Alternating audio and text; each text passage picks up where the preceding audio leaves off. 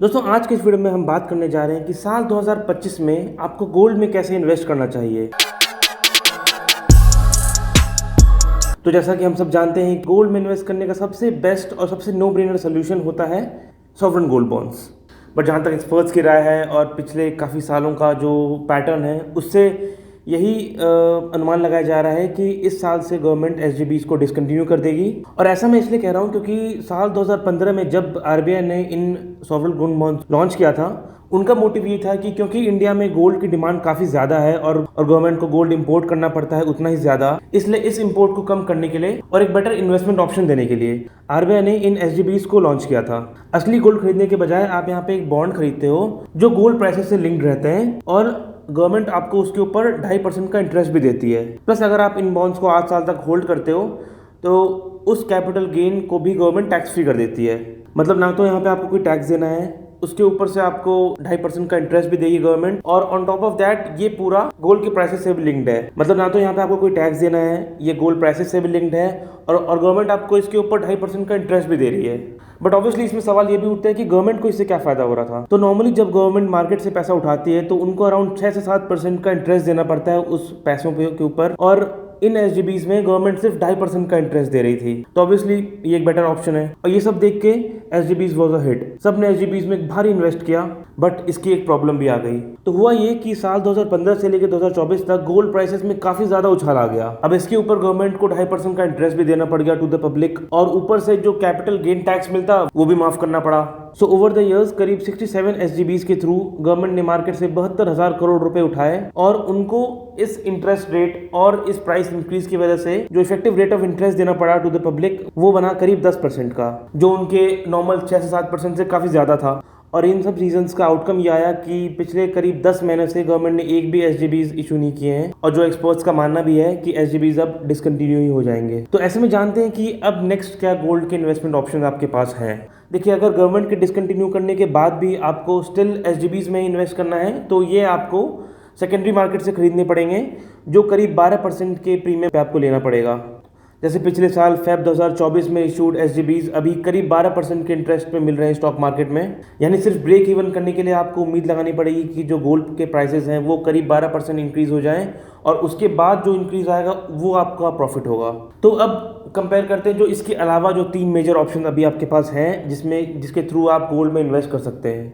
तो ये है physical gold, digital gold, gold ETFs और गोल्ड म्यूचुअल फंड्स। देखिए, फिजिकल गोल्ड जब आप परचेज करते हैं in the form of jewellery, एक तो उसके साथ एक इमोशनल एंगल भी आ जाता है, क्योंकि जब आप लैंड या फिर आप गोल्ड खरीद रहे हैं तो उसको बेचने का आपका मन नहीं करता नॉर्मली, क्योंकि एक इमोशनल कनेक्शन भी बन जाता है उन ज्वेलरीज वगैरह के साथ। तो उसको अगर हम इग्नोर भी करें तो आपको उस फिजिकल गोल्ड की जो ज्वेलरी आई उसके ऊपर आपको एक तो मेकिंग चार्जेस देना पड़ेगा जो करीब 5 से 10% का होता है, और उसके अलावा फॉर सेफ्टी रीजंस अगर आप इस ज्वेलरी को बैंक लॉकर में रखते हैं तो वहाँ पे करीब आपको 2 से 3% उसका कॉस्ट भी देना पड़ेगा, और इस पूरे अमाउंट के ऊपर जो 3% जीएसटी है वो भी आपको पे करना पड़ेगा। तो फिजिकल गोल्ड बाय करने का जो ओवरऑल कॉस्ट आता है वही करीब 15 से 20% का हो जाता है। तो इसलिए फिजिकल गोल्ड अगर में आप इन्वेस्ट कर रहे हैं तो आपको ये उम्मीद लगानी पड़ेगी कि गोल्ड प्राइसेस करीब 20% इंक्रीज हो जाएं, उसके बाद जो प्राइसेस बनेंगे वो आपको प्रॉफिट होगा। अब नेक्स्ट ऑप्शन आपके पास जो है वो है डिजिटल गोल्ड। तो डिजिटल गोल्ड में आपको जो ये मेकिंग चार्जेस है, जो बैंक लॉकर चार्जेस है, ये तो नहीं देना पड़ता, बट जो इसका बाइंग और सेलिंग प्राइस होता है उसमें करीब 3% का गैप हमेशा आपको मिलेगा। बाइंग के टाइम वो महंगा मिलेगा और सेलिंग के टाइम वो आपको 3% कम इंटरेस्ट एक मिलता है ओवरलैपिंग। तो एक तो इसमें बाइंग और सेलिंग प्राइसेस के बीच में 3% का गैप रहेगा, और इस पूरे अमाउंट पे आपको 3% का जीएसटी भी देना पड़ेगा। तो इसलिए फिजिकल गोल्ड बाय करने के का कॉस्ट अराउंड 9% बन जाता है, जिसे ब्रेक इवन करने के लिए गोल्ड प्राइसेस में 9% का इजाफा होना चाहिए, इसके बाद आपका प्रॉफिट होगा। अब जो थर्ड ऑप्शन आपके पास बचता है गोल्ड में इन्वेस्ट करने का वो है गोल्ड ईटीएफ्स। तो गोल्ड ईटीएफ्स में ना तो आपको मेकिंग चार्जेस देना है, ना तो आपको जीएसटी देना है, ना तो आपको बैंक लॉकर के चार्जेस देना है, और इसमें सिर्फ आपको एक एक्सपेंस रेशियो जो कि अराउंड 0.5 to 1% रहता है, और जो आपका नॉमिनल डीमैट चार्जेस, तो मैक्स टू मैक्स इसमें आपका गोल्ड बाय करने का जो कॉस्ट है वो 2% रहता है, और इस मैक्स 2% में आपको गोल्ड ईटीएफ मिल जाएगा। और इसके अलावा जो आखिरी ऑप्शन बचता है गोल्ड में इन्वेस्ट करने का वो होते हैं गोल्ड म्यूचुअल फंड, जहाँ पे आपको डीमैट चार्जेस तो नहीं देने पड़ते, लेकिन जो इसका एक्सपेंस रेशियो होता है वो गोल्ड ईटीएफ से ज़्यादा होता है। तो ओवरऑल आई वुड से कि गोल्ड ईटीएफ बेस्ट ऑप्शन है गोल्ड में इन्वेस्ट करने का in terms of buying cost and liquidity. But फिर बात वही आती है कि मार्केट में कई सारे गोल्ड ईटीएफ्स हैं और कैसे डिसाइड करें कि सबसे बेस्ट गोल्ड ईटीएफ कौन सा है। तो सबसे पहले गोल्ड में इन्वेस्ट करने से पहले आप एक बार गोल्ड के प्राइसेस पे भी नज़र डाल लें, क्योंकि गोल्ड ईटीएफ के प्राइसेस इसी गोल्ड से लिंक्ड होते हैं। और अब क्योंकि ये ट्रैक कर रहा है एक्चुअल गोल्ड के प्राइसेस को, तो जाहिर सी बात है इसमें कुछ ना कुछ ट्रैकिंग एरर भी आता होगा। तो इसलिए आपको वो ईटीएफ चूज़ करने हैं जिसका एक लोअर ट्रैकिंग एरर हो। फिर आता है ट्रेडिंग वॉल्यूम, जो हमें पता लगता है उस गोल्ड ईटीएफ के AUM से, जिसका मतलब है कि ये ईटीएफ कितना ज़्यादा बाय और सेल किया जा रहा है, और ये डिनोट करता है उस ईटीएफ के लिक्विडिटी को।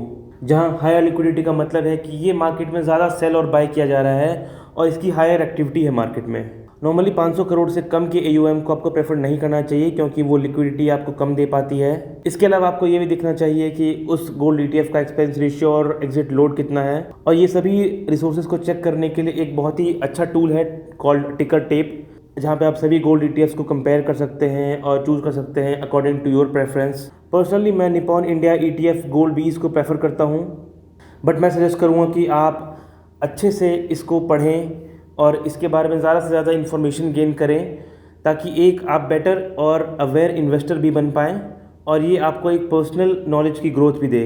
तो ये थी मेरी वीडियो गोल्ड इन्वेस्टमेंट ऑप्शंस के ऊपर। अगर आपको ये वीडियो पसंद आई, मेरा काम पसंद आया, तो इस वीडियो को लाइक करें और मेरा चैनल सब्सक्राइब करें। आप मुझे इंस्टाग्राम पे भी फॉलो कर सकते हैं, और अगर आपकी कोई भी क्वेरी है रिगार्डिंग इन्वेस्टमेंट या फिर टैक्सेशन या फिर टैक्स फाइलिंग से रिलेटेड, तो आप मुझे वहाँ पे DM कर सकते हैं। मैं वहाँ पे आपकी पूरी हेल्प करूँगा आपके क्वेरी को रिजॉल्व करने में। Thank you for watching my video.